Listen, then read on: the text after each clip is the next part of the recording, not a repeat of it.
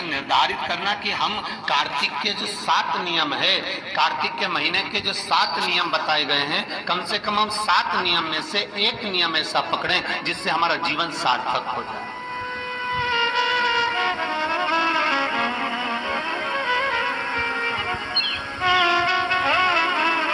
आप भले 7 नियम नहीं कर रहे कार्तिक के, भले एक नियम करो, पर वो नियम हमारा पूर्ण चलना चाहिए, उसकी नियम की पूर्णता पूर्ण होना चाहिए।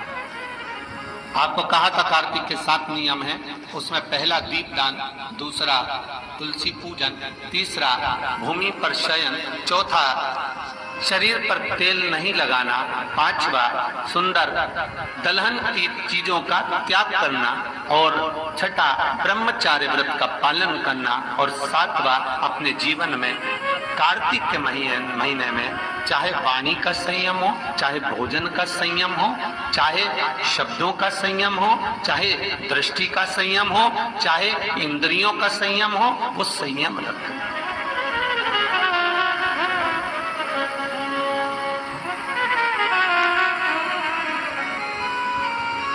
वो संयम धारण करना।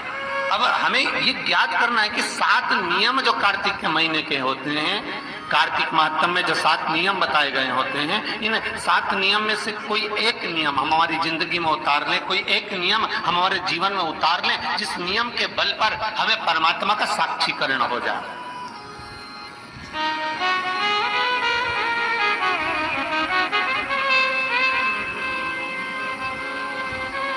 कोई एक नियम,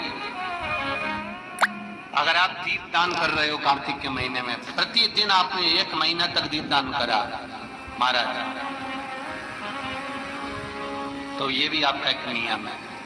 1 महीने तक आपने जो तुलसी में जल चढ़ाया, ये भी आपका नियम है। आपने अगर वाणी पर संयम रखा है, ये भी आपका।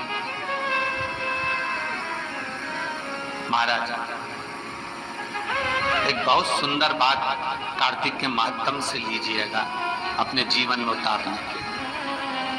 कार्तिक के महीने का 7वां नियम याद रखना सही है।